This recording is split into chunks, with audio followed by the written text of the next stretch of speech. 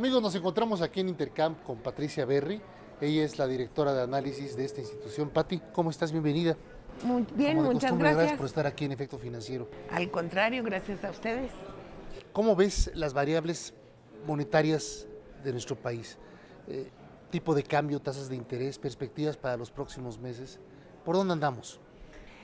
Yo creo que tenemos mercados bien constructivos. Creo que estamos en México en una situación privilegiada a comparación de cómo está el mundo ahorita. Creo que el tipo de cambio sufrió mucho de la volatilidad en la aversión al riesgo del mundo. Eso fue lo que nos llevó a niveles de casi 15 pesos hace unas semanas. Pero la verdad es de que ya estamos retomando los niveles que corresponden si eliminamos todo el ruido de Europa y de todo el nerviosismo de esa crisis. Creo que el peso tiene todo para seguir fortaleciéndose en lo que resta del año, porque México es un país que se ve muy atractivo, no tiene problemas de deuda externa, de pagos que tengamos que hacer y que tengamos que comprar dólares, no tenemos ninguna necesidad apremiante de dólares, tenemos entradas por inversión extranjera a los mercados financieros, por inversión extranjera directa, tenemos ingresos también por petróleo, por exportaciones de petróleo, por exportaciones de todo lo demás. Y encima México es muy atractivo, México tiene el peso que es la moneda emergente que más se opera en el mundo, que tiene un mercado muy activo en Chicago, donde podemos ver que las apuestas son a favor del peso. ¿Podrías llamarle al peso ya una moneda, digamos, semidura? No dura, ¿eh? No, semidura. no dura, semidura. Yo creo que posiblemente, ¿Verdad? posiblemente tipo el dólar australiano o el dólar de Nueva Zelanda, que se consideran también países que están acabando de emerger, vamos a decir, pero no son todavía de los países desarrollados, ¿no? No, pero ya tampoco son del grupo plenamente emergente, ¿no? Somos, ahí hay en medio Como un nicho, que en medio, ajá. y somos entonces, tenemos moneda semidura, tasas muy estables, política monetaria muy estable, estrategia fiscal muy estable también, toda la parte macro razonablemente controlada. Muy controlada. Entonces el tipo de cambio yo creo que vamos a ver que se siga fortaleciendo. Para mi gusto el tipo de cambio debería de andar promediando o oscilando alrededor de 12.70, 12.60. A lo mejor no llega tan abajo, pero debe de llegar por lo menos 12.80 para finales de año y ahí sostenerse. Yo creo que ese sería muy buen nivel. Aquí vale la pena aclarar algo de lo que acabas de mencionar, porque todavía muchos amigos del teleauditorio evidentemente recuerdan aquellos 12.50, 12.80 de los 70, ¿no? De los 80, y dicen, bueno, que se van a utilizar reservas internacionales para bajar el tipo de cambio hasta del 12.70, 12.60 que dices tú, Pati. No. Es otro mundo ya, ¿no?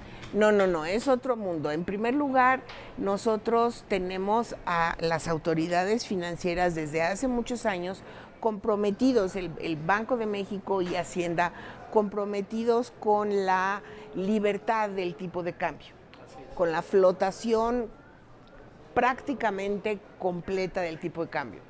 Sí hay momentos y temporadas en los que interviene el gobierno comprando o vendiendo dólares para evitar fluctuaciones excesivas. Pero el mercado abierto. Pero, exacto, como pero no para manipular o manejar el nivel del tipo de cambio.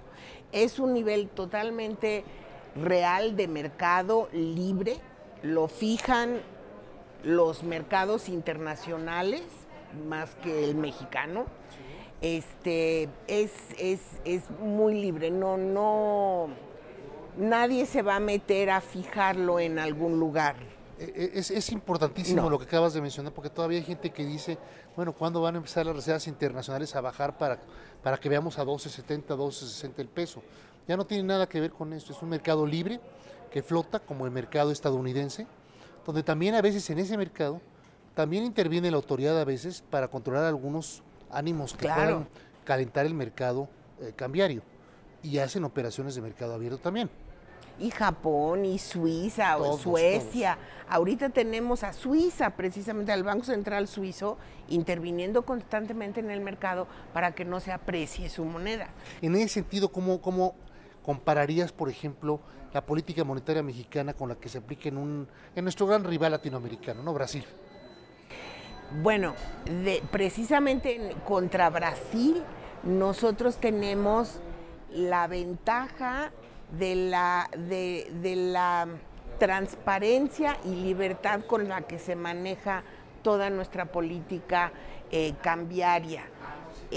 Brasil medio interviene en el mercado. Brasil impone impuestos, por ejemplo, impuestos especiales a quien quiere traer dinero a Brasil, porque el problema de Brasil es que está demasiado fuerte su moneda.